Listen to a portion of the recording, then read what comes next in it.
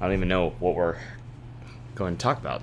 Well, I was doing my morning Instagram scroll, Yeah. and I saw a post from Nicholas Marigali, and he was talking about recovery, and like he's had 4 surgeries in 6 months, or something like that, and it kind of had me thinking about like before ADCC, he had all these posts talking about this is your next double ADCC champ, and like exuding this like extremely high level of confidence, and obviously that did not pan out for him the way it wanted it to.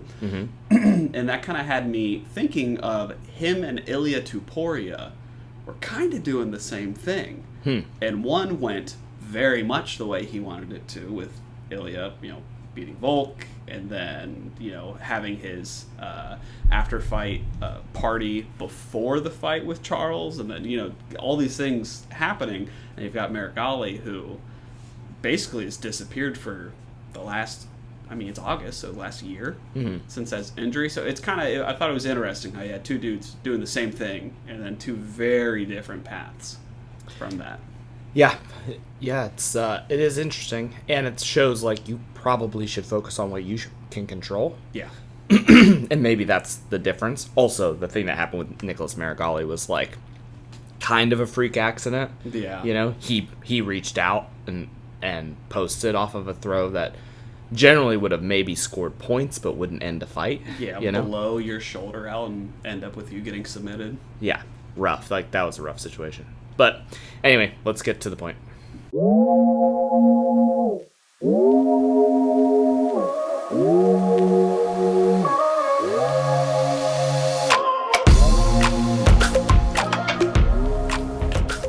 Okay, so just to get started, we are going to announce something or ask for something. Yeah, you thought this was for nothing, but we are going to be looking for sponsors, and this is not just for the podcast, but also for our competition team, individuals on the competition team, or the competition team as a whole. So in the next month or so, we should be releasing something which will have like tiers of sponsorship. So if you have a business, especially if you are, in some way related to us, like you're part of the gym or whatever, and you have a business and you want to advertise, we'll have tiers of sponsorship. So we'll mention you here on this platform, but also we can put your logo on our gear or stuff like that, like cross function, like cross posting and stuff like that. So expect that, and hopefully you are getting some value out of this and you see like an opportunity, because generally what we want to do is we want to make our setup here better. Right now, like, we have my laptop and 1 microphone. It's fairly bluegrass at this point. Yeah. So the more we can invest back into it, the better the experience will be, and that whole thing. And then one more thing before, as I talk directly to the listener, one more thing is, if there's something you want us to cover, or there's something that you want us to answer, like a question in the like Ask a Black Belt segment or whatever, please just comment on the YouTube video when this is posted in Apple Podcasts or whatever. Just go to the YouTube video, listen to it again. You don't even have to listen to it again, just play it on YouTube all the way through. A couple times over, please. Yeah, a couple times, and then leave a comment and just tell us what you want us to talk about. So and then share this with your friends if you like it. Yeah, so that's all my housekeeping. All right, well, welcome to the Choke Point. I'm Keaton. This is Sean. I guess we'll dive just right into the Ask a Black Belt.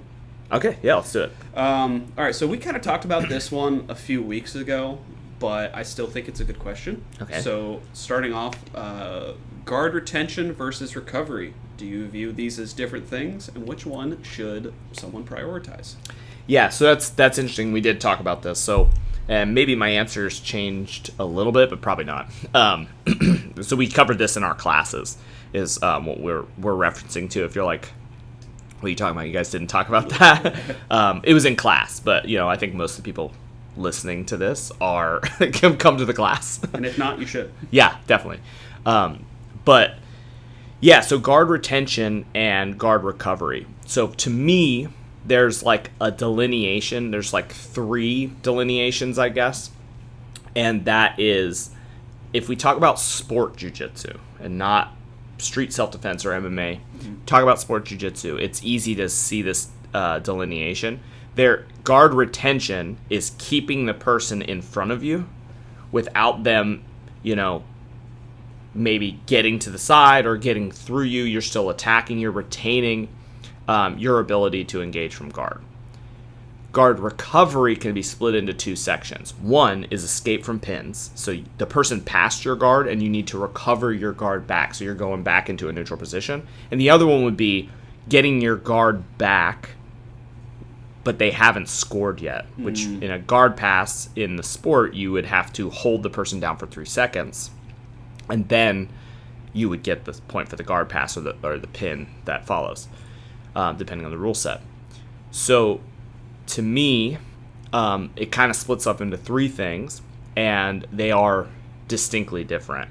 So if someone goes to the jeopardy point, like the point past your hips, right, on your side, so they move past your legs when you're on the ground, on your back, and they are up, getting closer to your head, that's like a jeopardy point, and that's where you would need to recover your guard back. But I still see that as guard retention, because they haven't established a hold on you. Whereas like an escape, they pass, they got a hold of your head and shoulders in some way, or your hips, depending on the type of pass that they did, and they have held you there long enough that in the sport they would have scored, or long enough that you stop fighting if you're in some other situation like MMA or a street fight.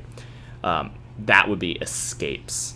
So which one is more important? You kind of have to have all of them. Like, you can't really retain your guard if you don't have the point of guard recovery where they haven't scored the pin yet. But escaping is something different to me. I think that's a different skill set and a much harder skill set. But it's probably the most important skill set that you learn. So if you are a white belt, like brand new white belt, and you're like, what should I work on? Escape from pins is 100% what you should be working on. 100%. There's no question.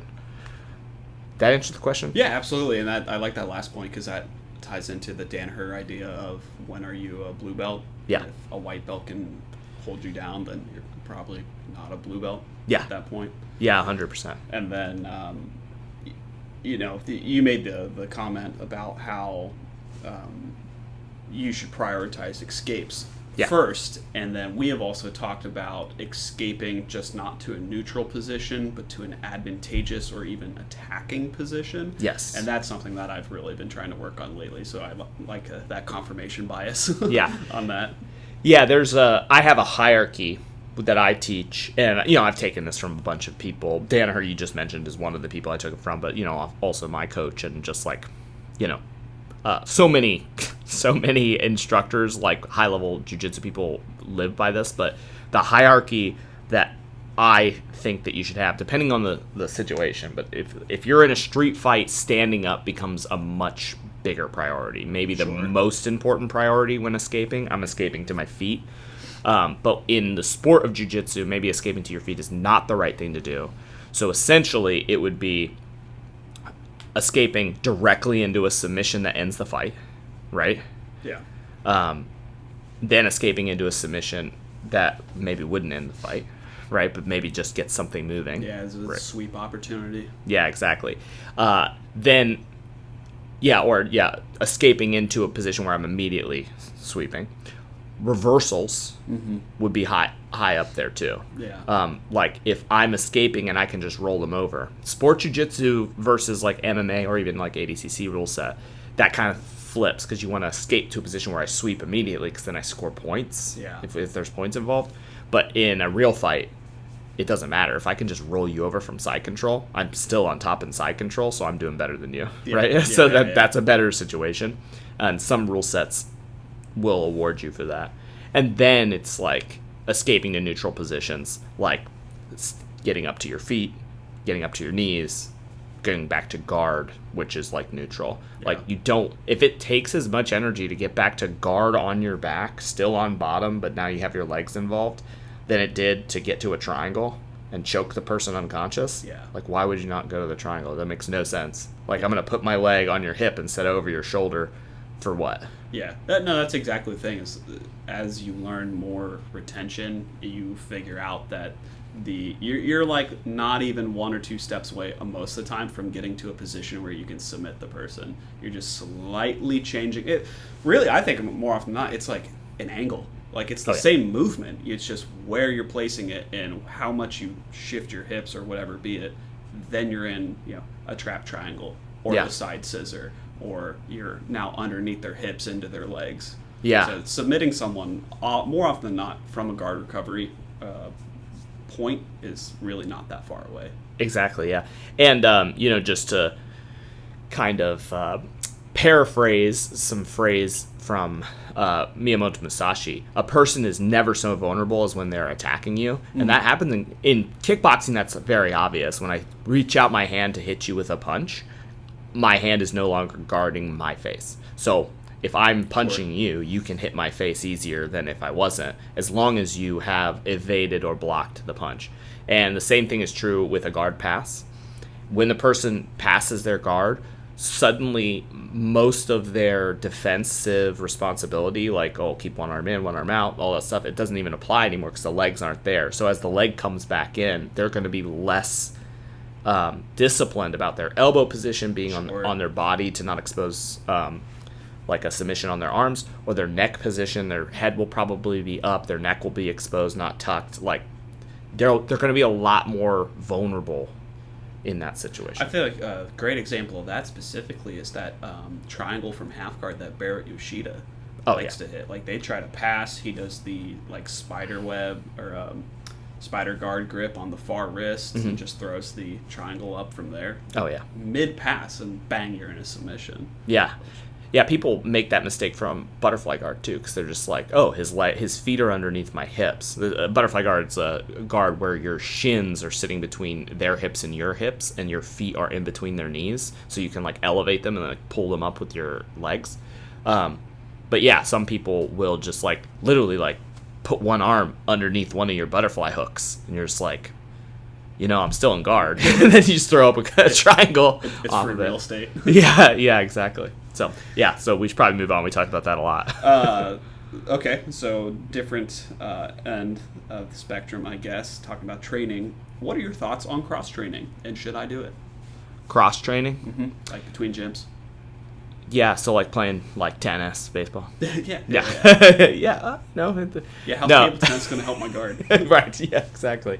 So you mean like training with other people? Yeah, like training if with other coaches. If I'm a white belt or blue belt who's only trained at my one gym, and my friend goes, hey, you should come check out my other gym. Am I a what's the word? Criante. Yeah, Criante. I think it's Criante, but yeah, Crianche. Yeah, definitely you're a Crianche, man. Traitor. How dare you? How dare you learn other things? No, I think cross training is fine. Of course, because it's me, I have a nuanced view of it. But yeah, I think it's a good thing. There's a fine line. Some people cross train to the point where they just I just go to open mats and that's all I do, right? There is something to be said about having a home gym and a home coach that actually cares about your development. Sure. Right? And that person's going to help you, right? And they're going to build skills with you. They're going to care about how well you're doing. And this goes beyond just flying a flag of a gym in a competition or whatever. It's just even if you don't compete, I think it's important to have a coach and to have a team that cares about you and that will be happy for you when you win. Absolutely. Right? Yeah. However, that does not mean you shouldn't cross-train with people. And it also doesn't mean you have to wear your gym's colors when you go to that open mat and then try to submit everybody or whatever, right? Yeah, that's a recipe for disaster. Yeah, that's not... Depending on the gym, you could be in a lot of trouble when that happens, right? Yeah, so... But I think it's really good. I think you should take from everywhere. And you don't even have to go... Some people are, nervous about going to other places. And, some gyms are not very nice. You go there and you're like, whoa. But there's a vibe. Yeah. There's a vibe in different gyms. And that's why there's different gyms, right? There's gyms that want to everyday Parada, right? Yeah. You know, and they just want to. Parada is like, you know, they're going like all out, like 100%. Fight Club. Yeah, and they're just like going at it, right? Some people love that. Some people, that's what they live for, and they want to do that. And then some people want to go and train and like experiment and like be in a situation where I know I can make mistakes and I won't get completely punished. Like no one's gonna rip a heel hook on me or whatever. Right. Yeah. You know, and then there's like so that's kind of a middle road, and there's far the other direction where you're like kind of like semi-cooperative rolling. I've seen that sort of thing before, and that's not the nature of the question, so I'm not going to talk about how I feel about that. But you know, it's good to go and get those different experiences. I myself cross-train not so much anymore. Not that I don't want to, just I don't have the opportunity as much anymore. But I used to cross-train twice a week, 2 to 3 times a week, and I really liked it. Yeah, I ended up having groups of training partners in a lot of different places. Oh, that's cool. Yeah, you know, so we were all friends, and you know, like still talk to the people. You know, I would train with them again if the opportunity presented itself to me. You know, so cross training is good, but also have a home gym. Don't, you know, you can be like a nomad and like, you know, you're like going or have gi will travel, you know, going to different open mats and just like working on what you're working on, and you can get good doing that, but you're kind of missing out one of the key factors of martial arts, which is the community aspect. Yeah, for sure. You know, you'll always be a little bit on the outside of that community if you're just like a drop-in guy to everywhere. Right. Have a home gym, but cross-train. Yeah, when you don't have a coach to keep you honest, your game probably doesn't advance in the way it should. Yeah, exactly. But I think that's maybe, I don't want to say generational shift, because jiu-jitsu is pretty short-lived in the grand scheme. Yeah. But I've noticed, like, so I've only been training for about a tad over 4 years at this point, and it seems like a lot of the people that started around the time that I started, that are like slightly like mid to late COVID boom, we'll call it, they don't have that apprehension towards cross training versus like you go on Reddit or whatever, you talk to people who have been training for 10 to 20 years, and there's that like super staunch sense of loyalty that has to be there. Like, we will not cross train whatsoever. And I don't know, maybe it's like with the gi dying and the whole traditional side of the martial arts kind of going away a little bit. But yeah, I just thought it was interesting because it seems like there's two very different opinions on it.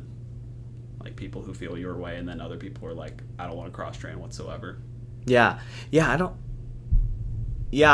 interested in that, because that is, I was lucky because my instructor Burton is like very much like you should like go ahead and cross train, like train with as many people. He has so many instructors, like it's crazy, right? Yeah. And his instructor did that for him, right? So he was like, Burton Richardson is who I'm talking about, and Guru Dan Inosanto was his instructor in JKD, and he would like set up training opportunities for Burton. That's cool. Right, with other instructors. Cool. Like, he was like, oh, you should go train with this guy.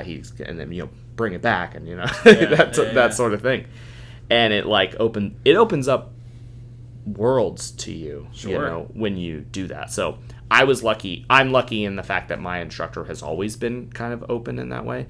I have trained at places where they don't want you to like cross train as much, or you just get the feeling that they would look down on it. Yeah, that's a good way to put it. Yeah. When I talk to people who don't view cross training as a good thing, it's very much like looking down on you. Why would you do that to your gym? Just go train there.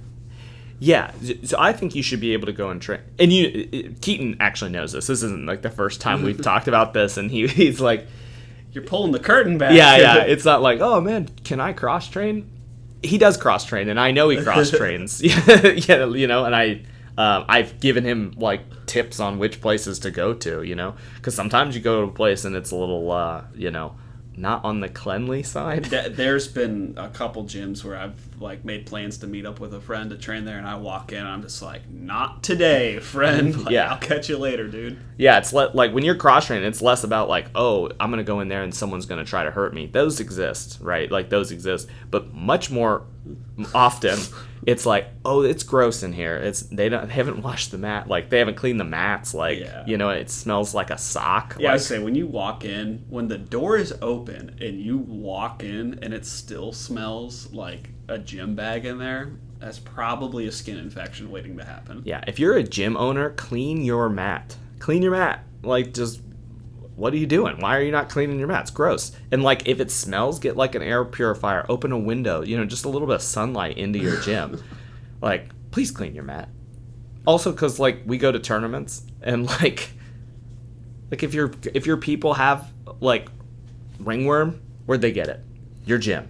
And then they give it to my people. You know what I mean? Don't do it. It's gross. Nothing will beat a member of our gym getting ringworm on his face. Yeah. And we were able to find the specific moment in the match where it happened. Yeah, dude. Like, ew, is all I gotta say.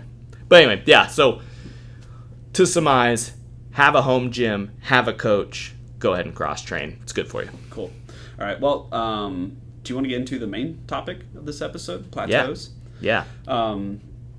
So on the idea of plateaus, I was talking with one of our instructors. This would have been, I believe, Thursday. And I was talking to another one of our training partners, and he made a comment about how he feels like he's just getting worse.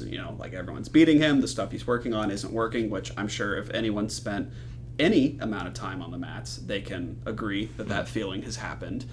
And Greg made a comment that feeling is normally accompanied by exponential growth shortly thereafter. And I thought that was super interesting because I've gone through a couple of those spurts where I'm like, man, my game is just falling apart. The wheels are coming off the wagon. Nothing's working. And that's kind of how I feel right now. And then he said that, and I was like, oh, no, everyone's just getting better and is catching on to my game. And so I thought that'd be a good topic for today's episode, is talking about those ebbs and flows in progress.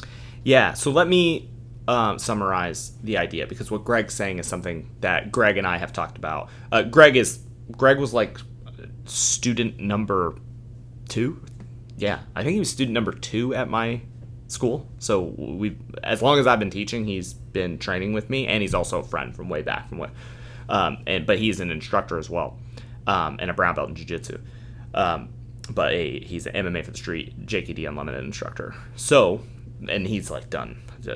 Sorry, I'm just talking about Greg now. But like all the fights that, I've cornered, he was one of the main seconds that we would have in there. So, he's been with me the whole way. So we've talked about this a lot as I've, I've been there for his progression through martial arts. So, number one, when you are like training, especially if you train with resistance. So now, most jiu-jitsu people, if you're a jiu-jitsu person, you're listening to this about jiu-jitsu, you're like, what do you mean? Like, of course you train, like you roll, of course. But like, maybe you don't do jiu-jitsu, maybe you do some other martial art, and you're not training with resistance. You feel progression most of the time, because you're like, I didn't know these moves, and now I know these moves, right? But when you train with resistance, that becomes really tamped down, because I learned these new moves, but I'm not hitting them on someone that's resisting me. Yeah. So there's a divide there, and I'll probably come back to that point, but there's a divide there. But when we talk about resistance, and you're training in a group, and there's no new people coming in, or maybe the new people coming in are like very seldom, or maybe you just discredit things that happen with new people because you're like, that's a new guy, he has no idea what he's... I fall into that trap, admittedly. Yeah, it's like I can do whatever I want to that person, so it doesn't matter, right? Which is, we'll talk about this maybe too, but what Robert Follis, which is one of the head coach of Extreme Couture for a long time, head coach of Team Quest back in the day, no longer with us, but great instructor, did a seminar for us. I developed a little bit of a relationship with him.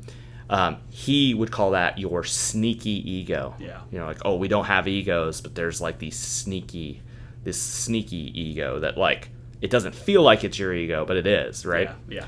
But essentially what's going on when you feel like I'm not getting better is everyone in the room is getting better too. Mm-hmm. A lot of times they're all getting better at the exact same rate, especially, if you're I don't like the word hobbyist, but if it's just like part of your life where you're just, I train in like a couple days a week, that's most people, right? They just train a couple days a week. You're going to get better as all the, couple days a week people pretty much at the same pace, if not just like a little off, right? And sometimes your partners will get a little bit better than you, right, at some points, and you're not really doing it. Mm-hmm. So if you're all getting better at the same time, it feels like no one's getting better because you're not getting more submissions, you're not getting more sweeps, you're not doing all these things. Yeah. And it's an illusion. It's an illusion. You're all getting better together, and you'll notice it when a new person comes in, and all of a sudden you're hitting like crazy submissions that you're like, oh man, I'm hitting my A game's going so well, or you'll get a visitor. And this is like when you really get it. Now, don't go hard on visitors, by the way. Also, don't just sit there and let them submit you. You got to find a reasonable person. Yeah, be reasonable. You're not competing with a visitor. But when you go with a visitor, suddenly your A game is just like fire. It just like goes right through them. And you're like, whoa, that was awesome. My A game. There it was. I haven't been able to really do it. I guess I'm starting to develop it back. No, it's always been there. Just everybody else is stuffing it. Yeah. So there's a lot that I just said. I'm going to pause, but there's some things I'd like to maybe deeper dive into in there. But so what do you think about that? I think so you've got like the new person, you've got the visitor, and then I think tournament is like the final tier of that. And that's how I felt about this last tournament, this Naga that we did. Because, I've been working a lot on my guard retention, attacking from guard, sweeps, like all these things, really trying to build a rock-solid, bottom game. And everyone in the gym has just been shutting my game down for, I felt like the closer we got to the tournament, the worse it was getting. Mm-hmm. Like, oh, my God, I can't do anything to these people. And then I went into that tournament and just blew the doors off everyone. It was like, oh, wow, okay, I am doing something right here. And so that it was specifically I noticed it when someone would try to pass my guard. Everyone at the gym is really good at grip denial. Mm-hmm. They won't let me get 2-on-1s. They will absolutely not let me get an underhook or a shoulder crunch. Mm-hmm. And went into this Naga, and it was like I was getting whatever grips I wanted, and there was no fight about it, except for the last guy, which I think he watched my first 2 matches and realized what was going to happen if I, got the grips I wanted. Yeah. It was really cool just to be able to be like, oh, yeah, no, my A game is still here. Yeah, exactly. Yeah, if you don't know, you can go to Keaton's Instagram and you can see the video. He submitted every single one of his opponents. One by one. There was not a single match that didn't end with Keaton not submitting his opponent. I said that double negative. He submitted all his opponents, is what I'm trying to say. That's very George Bush of me. But yeah, it was a great tournament showing. But yeah, competition, that's another one. Like when you go with somebody that you don't usually go with. Yes. Sometimes that happens in the gym, depending on the size of your school. You train with the same group of people all the time, and then you just branch out and train with the guy that you guys are like ships in the night. You don't really roll with each other, and then bam, your best move comes out real quick, and you're just like, oh, okay, there it was. Sometimes their best move comes out real quick, and they're like, oh, there that was. Live by the sword, die by the sword. Yeah, but it's good. It's good. So yeah, there's that. You are getting better. Everybody's getting better at the same time. Another factor is sometimes when you're getting better, it's because you're trying something new. Yeah. So when I was talking about when you're in a martial art that's mostly your progress is measured by knowledge or skill acquisition or technique acquisition, I guess I should say. Which is a very traditional way where you're not sparring as much. You can see your progress because you know the moves now, right? Yeah. I know the moves now. Oh, and now the move is better. Oh, now the move is good enough that my instructor said I have it, right? Or gives me a belt or whatever that is. In a resistance-based or a performance-based martial art is what Burton Richardson calls it. A performance-based martial art, it's I have to learn it but that's not enough. I have to be able to do it. Mm-hmm. You know what I'm saying? Absolutely. So Performance under pressure. exactly. So if you're trying to learn a new submission, just learning it is progress. So you should be like, hey, I know this move now. Pretty cool. Yeah. Then, like, I know this move well enough to explain it to somebody else, like, you know, a little bit. And then, like, I know the move well enough to do it to somebody else. And then there's, like, degrees of that. I know it well enough to do it to certain skill level of people is a whole different category. But while you're trying to add that new technique, you will be worse. Yeah. You'll be worse at doing sparring, like at sparring. Like, people will be, you know, if I'm trying to do a new sweep or from guard, say, I'm probably going to get my guard passed. Yeah. Like, quite a few times. Yeah. Trying to learn that new skill set. Because you don't quite have it. So you leave yourself open a little bit more. That's how I feel about the sickle sweep. Especially with how late I like to hit it. Yeah. It's kind of bit me in the butt a Yeah. couple times. But I've got it now, but that first couple weeks was rough. Yeah, and you just have to be okay with that. It's okay to make mistakes in sparring, you know, and that's a good thing. Well, like I've always said, I'd rather, you or Greg or whomever at the gym capitalize on that mistake rather than someone at a tournament. Yeah.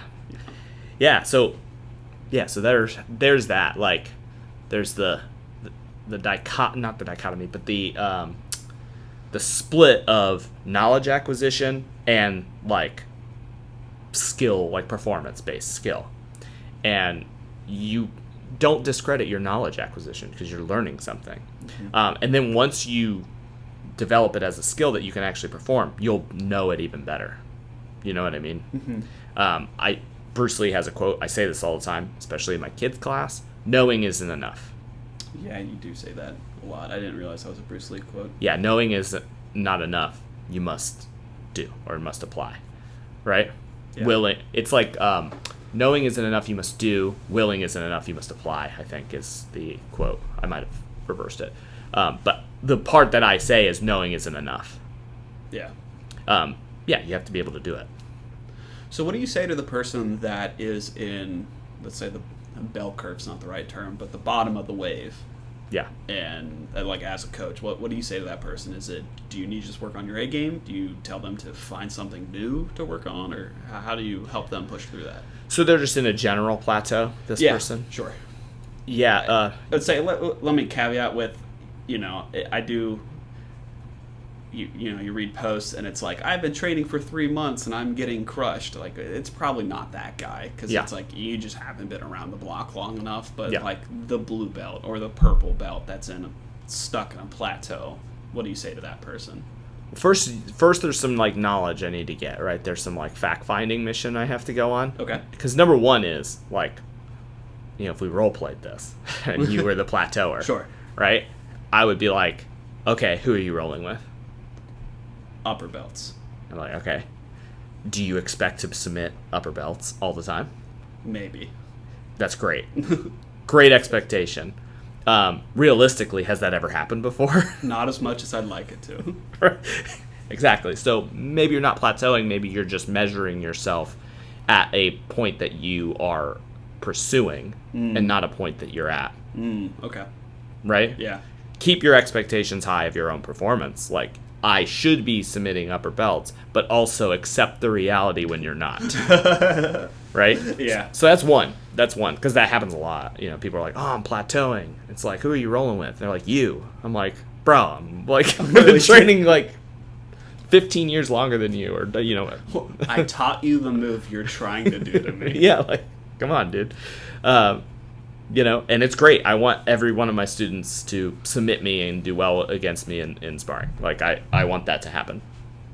Because I get to, feed my sneaky ego there and be like, haha, I'm a great coach too. Not only am I a great martial artist, I'm also able to coach at a high level. But sometimes your measuring stick is off. Yeah. You got to calibrate your measuring stick. Okay. The other thing is, what are you working on right now? How long have you been doing it? Yeah. I usually don't tell people to work on their A game. Oh, right? Interesting. Okay. Like, not like go back to your A game. It's still your A game, right? You should always try it, right? Like, at this point, like, it's kind of weird because I think we've had this conversation before. I don't even know what my A game is. I have like a few that I would call my A game. Yeah. And they're always there, but I'm trying to do different things. Pretty much on a weekly basis, I'm doing something different, like something new, something. Recently, I've been doing Americanas just to prove to myself that I can do Americanas, because it's a kind of low percentage technique. Yeah. So, but, I have some details to do it against people who are fighting back at either like at extremely like aggressive level or against someone who's pretty skilled. And so I've just been proving to myself I can do Americanas. That's only been like a week and a half where I've been doing that. And I'll probably move on, But yeah, essentially I would just reassure them that everybody is getting better at the same pace. Yeah. I do want to get into what Greg said, which is usually when you feel a plateau, that's when you have exponential growth. Yes, please. So he's absolutely right, because what happens is every time you spar, every time you do any kind of training, but especially every time you spar, you dial in just a little bit, and it's microscopic, right? Like I'll throw up let's talk about a triangle. I always tell this story, but Burton, my instructor, he told me that I needed to work on one submission to develop it, and I was like working on my blue belt, and he was essentially saying like if you're going to be a blue belt, you should be able to do an omoplata, an armbar, and a triangle at the minimum. Mm-hmm. Like most white belts can do a rear naked choke, so obviously that's in there, but you need to be able to do those 3 pillar submissions, right? And I thought I could do arm bars at the time, so I can do rear naked chokes and arm bars pretty well. And I thought, like, which one of those has the biggest yield? And it's triangle, right? And he's like, you're not allowed to do any other submission but a triangle. So for months, I only did the triangle, right? And I just did that. And guess what? My guard got passed all the time. But in doing so, I worked on my guard retention, so that wouldn't happen as much. I worked on like 2 phases of a triangle instead of just trying to throw it directly into a choke, like trapping it and then moving. So, and then I started thinking about it from different angles. Like, oh, I'm on his back. How could I triangle him? Yeah. Oh, I'm on top side control. How can I triangle him? I'm on bottom side control. How do I triangle him? Everything is there. Yeah. Everything is like, what's the fastest path to my triangle? Yes. Right? And I mostly did front triangles during this, like side and rear. I wasn't really doing them as much. I was mostly doing front triangles, and it was all about like guiding pathways back to the submission. So during that process, I was like throwing up a triangle, getting my guard passed. Throwing up, like my guard would open, they'd pass my guard. Then I'd trap them in a head and arm, like one arm in, one arm out. And then they'd explode out, and then I'd have to move on. And then this happened, but every time, and I'm talking about same sparring partners, like I was pretty much going with the same, like probably 10 people. The class was much bigger than that, but like I was pretty much going with like 10 people would train with me, and we're all kind of the younger guys. I was in the Marine Corps at the time. Okay. So kind of the younger guys would all kind of spar with each other all the time. And then eventually I'm hitting the triangle on them. Not frequently because they're all training with me, but I'm hitting the triangle. And then new people were joining, people with experience from other gyms, and I'm able to hit triangles on them. And then I also trained McMatt Marine Corps Martial Arts Program. We would ground fight, and I could just triangle everybody. Like, really? Yeah. Oh, yeah. They would come in, and we would start to go, and I would just triangle them right away. Because every time I sparred, even though I was failing, I was getting a little bit better. Yeah. Because and it's internal. It's not even like, it wasn't even conscious. It was like I knew if I threw my leg in a certain way, that's how they pass my guard. Yeah. Like, if I'm leaning too much to my left and I throw my right leg over their shoulder, they'll pass. So I have to lean more to my right as I throw into the trap triangle. I'm doing hand motions that you guys can't see, but they make sense, I promise. Yeah, so yeah. Those are kind of the things I would say to the plateauer. There's a lot. Obviously, there's different situations, but just pointing out, you're getting better. You just can't feel it. It's internal. Yeah. Stop comparing yourself to people that, like, if you're saying I'm not getting better because the person, you've never submitted the person that you've gone with, and you've just decided that you should be now, right? Yeah. Or maybe you caught them one time and you're like, oh, now I'm better than that person.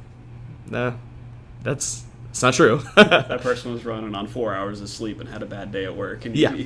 maybe you had a great day, but also now they're never going to let you do that again, because that person just came over to me after you talked to me and said, hey, I'm hitting a plateau because that lower belt just submitted me.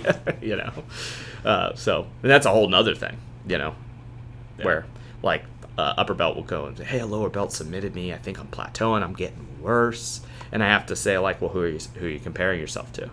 Are you comparing yourself to a 24, you're 50, and you're comparing yourself to a 24-year-old who trains 7 days a week? Like, adjust your expectation, Yeah. If you're training 2 times a week and someone's training 7 times a week, it doesn't matter what belt color you are. That's the difference between knowledge and application. Sure. You know more than that person. You could even help that person's game, but maybe they submit you. Maybe they submit you every time. That happens. You still have more knowledge of the art than them, but they have a better vehicle to express it. Yeah. And it's just the reality. And that's kind of, not that this ties into Plateaus really, but that's an interesting point of the aging grappler. Yeah. You've got a guy who, let's say, was a complete monster in his 20s to, mid 30s, late 30s, whatever. Now he's 45 with some injuries or, whatever. And then he's got these guys who have a shred of the experience that he does, but they can still catch him. And it's like, is he not a black belt anymore? Well, of course he's still a black belt. It's just, like you said, the vehicle to express his game is broken down. Yeah. But it doesn't deny from the fact that he has, 20 plus years of knowledge Exactly. on the mat. Exactly. He can still help you with let's say you're the 20-year-old, right? Or 19-year-old or whatever.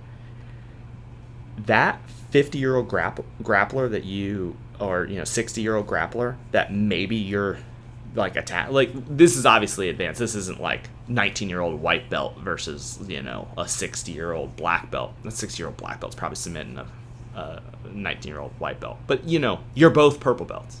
Yeah. But this purple belt's 4 stripes, you've been training more, and the younger guy is also a purple belt, or maybe he's a blue, like a high stripe blue belt, and this guy's like a purple belt or whatever. He can help you with your game.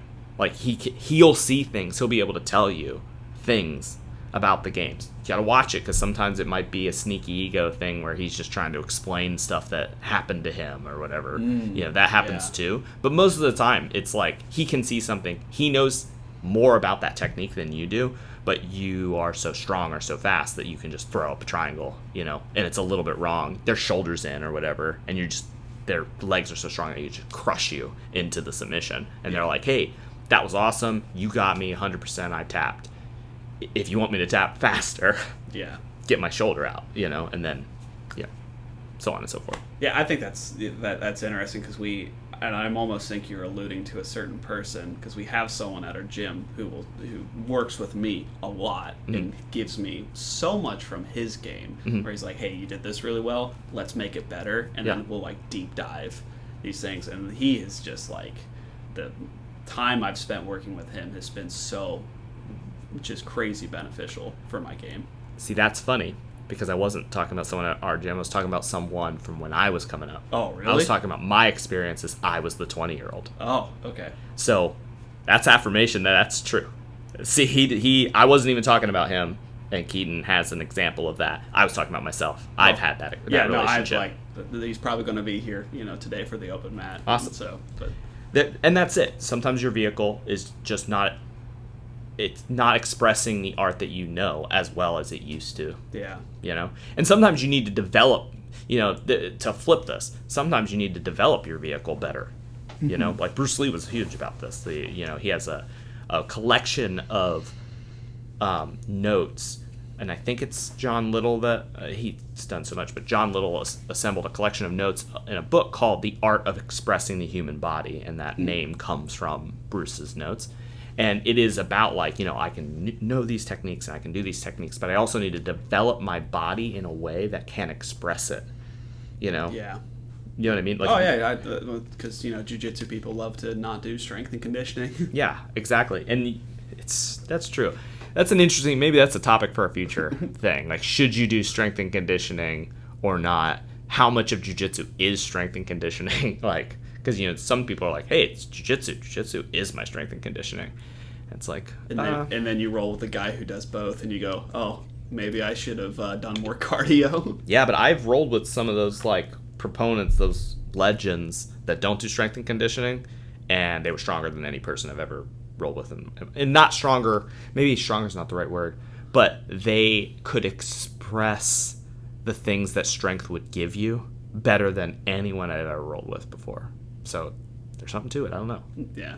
It's a mystery. It's the great mystery. So something I wanted to touch on, not that I, like I said, I've only been training for about 4 years, but I think I've hit a couple little plateaus and I've been able to work through it. And something, just to kind of give other newer people advice, something that I thought helped me tremendously was I found the people that I I'm using quotations right now, looked up to in the gym. Yeah. I went to those people and asked them, what is your favorite move or what is your favorite sweep, and just had them break it down little instructional for me. And that way I could, find something that I'm not particularly good at, find the person who's really good at, get all those little nuanced details, and then kind of speed up the progress on that. And there was a few instances where I felt like that was that move gave me the breakthrough that I needed to then be able to do all these other things. I didn't have this one prerequisite that I didn't even realize I was missing.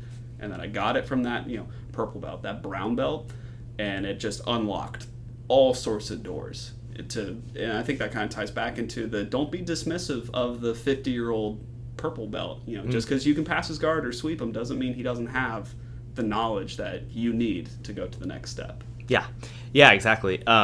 In judo, they call that takui waza, your favorite technique, or your favorite techniques. Sometimes it's like a collection of techniques, your takui waza. And it is like a thing where you learn someone's takui waza, or they teach you their takui waza. Oh, okay. Like a lot of times in workshops, a judoka will teach their takui waza, which is interesting. It's kind of favorite technique. Also can kind of mean game in the way we use it in jiu-jitsu. We say this is my game. Okay. Yeah. Takui waza can mean that, but often it means like I like to throw people with Harai Goshi, and here's my Harai Goshi. Sure. Do you know what I mean? Yeah. Like Ronda Rousey's Takui Waza is 100% Jujigatami, the armbar, right? Yeah. So if she came to do a workshop and you were like, hey, show me your Takui Waza, she'd be like, all right, here's 50 arm bars. You know what I mean? Yeah. Whether you want them or not. All right. That's a great way to do it. There's also something else there because I'm the coach in the gym, right? I teach classes.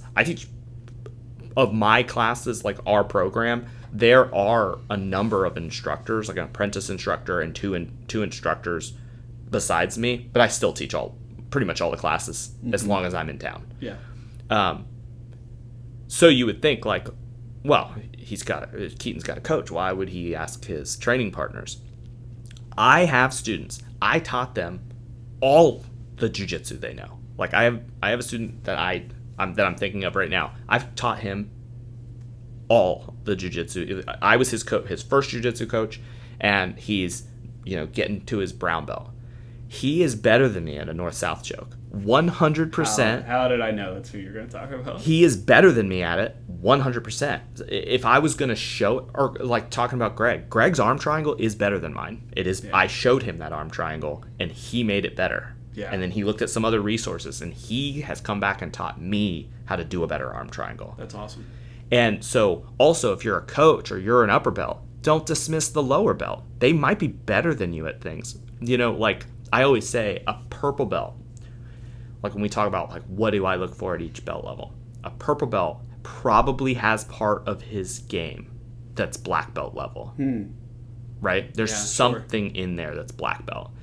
And so if I'm meeting a purple belt, there's something in there where it's that they're a black belt at this. Their understanding of this is better than mine. Or definitely their application is better. Sure. But maybe their understanding of it is better. So I don't dismiss that. So let me see what you're doing. That's also why when people are like, oh, can I ask you a question about this? I'll say, let me see what you're talking about. Even if I know. Yeah. Even if I know the technique, let me see how you're doing it. Yeah. And because you and I, Keaton and I have had this interaction where you're like, what do you think of this technique? And I'm like, let me see how you're doing it. And then I'll say, hey, that's very interesting how you're doing it this way. Yeah. Read that as, you just taught me that. You just taught me that part of that move. I'm interested in that. And I probably am going to go try it in rolling. Yeah. And that's why I bring up the move that, in the next week I'll talk to you about the move again. Maybe that feels weird to you. No, but no, I kind of like, I really like that aspect of how we train here. Like, I can ask you something and you may not immediately have the answer, but I can almost guarantee you're going to circle back around with the answer. It's not just gone into the ether. Yeah, my knowledge is based on experience. I do experiential learning. So for me, saying I don't know is not a bad thing. It's a good thing. Yeah. Number one, it's that's why I train, right? We use a scientific method. If we want to boil it down, we can call it whatever we want, but it's a scientific method. You bring me a hypothesis, or I bring you a hypothesis. I even say this in class. This move's hypothetical, or this move's a hypothesis. Yeah. Right? I don't say this move's hypothetical. I say, the application of this move is a hypothesis. My goal in showing it to you is to increase the sample size of the technique. Yeah. Right? Yeah. That usually means I haven't hit this in sparring. Or I don't have a lot of success with this in sparring. I'm going to show all of you, and I say this is a hypothesis. It's also to make you guys realize, this isn't a move that we should definitely focus on. Yeah. Right? This is just a move that maybe we should mess with. And then we come back. Because, when I do that, my north-south choke, I've north-south choked quite a few people. I have a pretty good one, I think. But I showed that as a hypothesis move. Because, I can north-south choke, but it's hard. It's hard to hold people down. And then I showed it. 2 people in our gyms, the upper belts, are killers at the north-south choke. Yeah. And it's because they bounce the ideas off of each other, and they both developed different versions. Right. Yeah, that's a great way. Yeah. They do them differently. Mm-hmm. But they both hit them all the time. Yeah. And it's not even a move that I hit all the time. That idea of doing the same thing differently, 2 of the purple belts that train together quite a bit do this floating, passing, knee on belly kind of game. Mm-hmm. And I train with them quite a bit on the weekends when the weather permits, because we like to roll outside. But I have noticed they do very, very similar games, miles apart from each other in terms of application. And it is so interesting rolling with them, because it's I know what you're going to do, but the way they apply it and the timing is so different between the 2 of them. See, that I know who you're talking about, and that one is interesting because I know why they do it like that. And it's because, and I say this to everybody, but some of the competitors like yourself, I don't push it as hard. They do that because of striking. Because that makes sense. Yeah, that makes a lot of sense. Yeah, and in the long run of the gym, we do BJJ for the street, so you're supposed to be striking every roll. The competitors don't do that. They do sport jiu-jitsu when they roll, right? If you're a competitor, that's what you do. I encourage them to do striking, so because I literally test their skill based off of striking and adding weapons in. So if you can't defend yourself in a street fight with your jiu-jitsu, it's not good enough for me. Right. Period. I just said that kind of rudely, but it's true. I mean, it's you're belting on the line, the quote-unquote validity of it, so I think it should be very blunt. Yeah, especially if you're a competitor, you get the fruits of your testing and your skill level in sport jiu-jitsu through competition. Absolutely.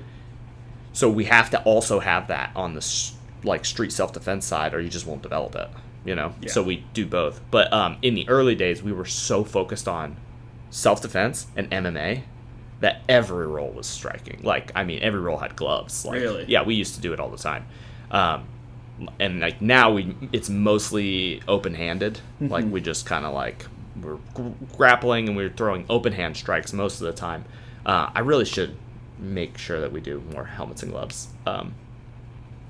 Again, we do it in MMA, but we don't do it in jiu-jitsu class as much as we should. That's something Kevin and I have been working on, is rolling with essentially I guess combat jiu-jitsu. Yeah. No strikes until it hits the ground. Yeah. And that is really kind of opened my eyes in terms of hey, don't be a bottom person when there's strikes involved. You have to use different guard. Yeah, I found myself using because I like to play various versions of the knee shield. Yeah. Played it totally different once Kevin could try to hit me with those long arms. Yeah. You have to hold their arms. Yeah. And you have to. Yeah, it's serious. But yeah, like those guys who do those floating passes and that knee on stomach stuff, like a lot of times it's because they're striking while they're doing that, and they're like trying to hold your legs so you can't kick up at them and stuff like that. So if you are my student and you are hearing this podcast, you should be rolling with strikes. Okay, roll with strikes. Like Kevin, Kevin's another student here. We just had this conversation. I was like, in jiu-jitsu, just put your gloves on.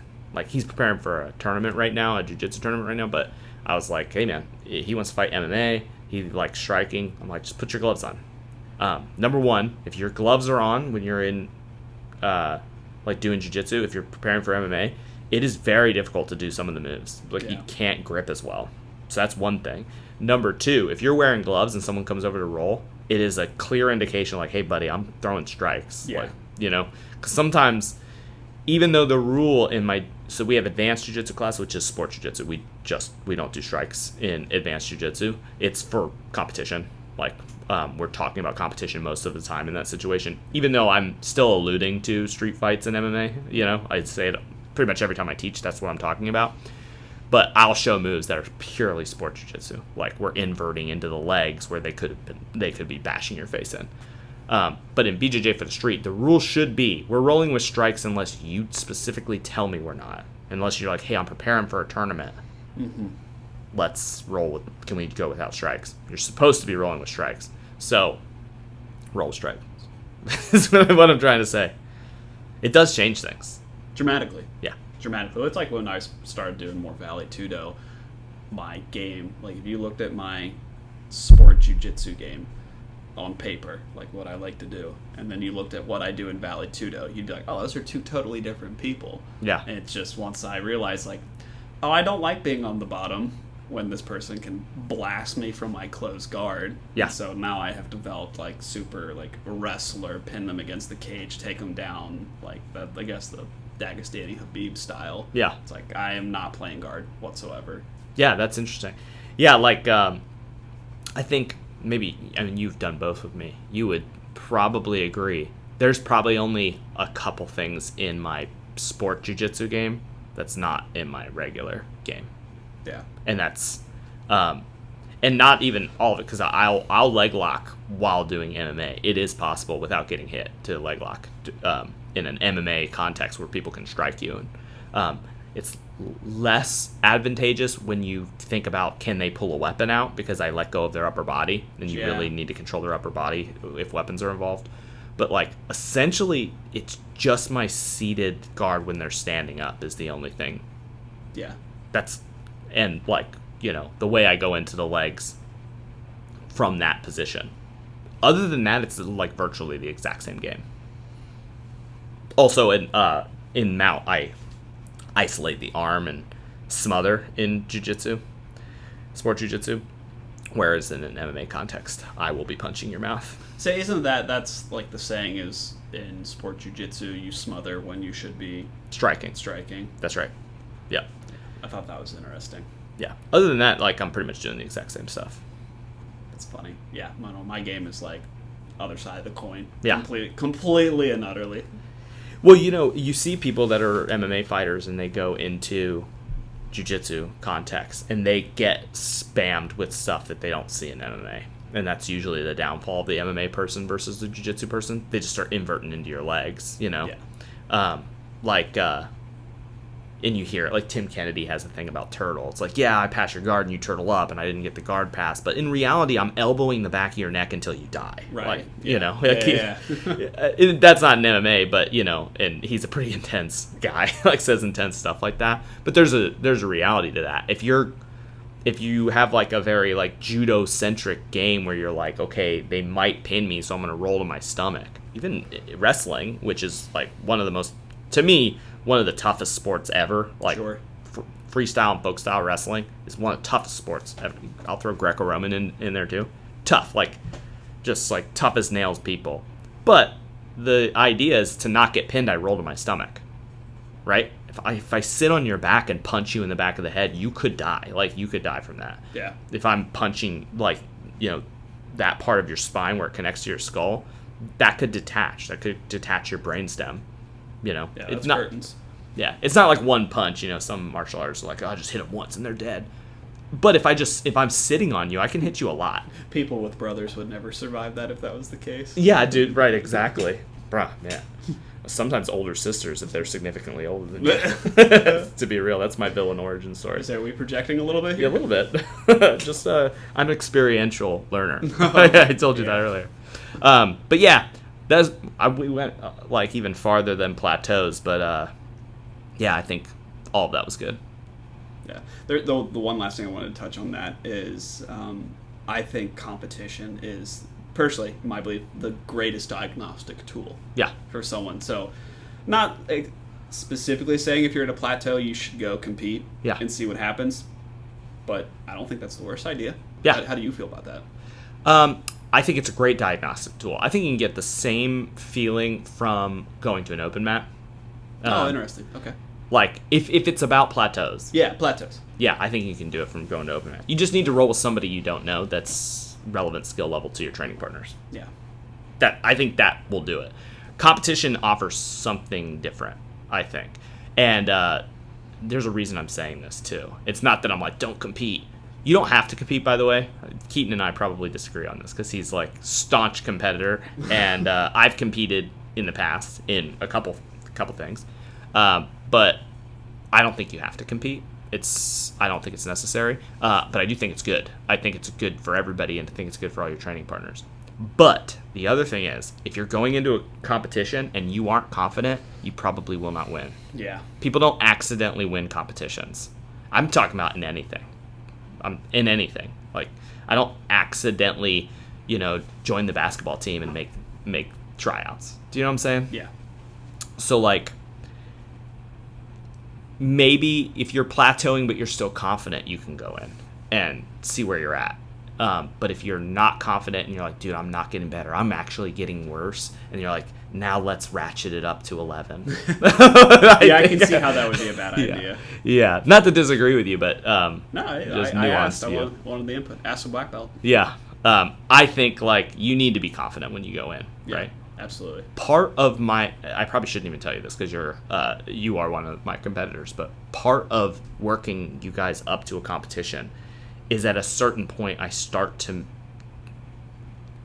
build things in to increase your confidence. I want you to be confident when you go to the tournament.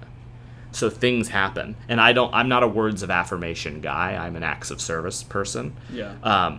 Now, some of you are probably thinking, oh, he lets them submit him. None of my students will say that. If you're not my student and you're thinking, oh, he like starts going easy on him, bro, you don't know me at all.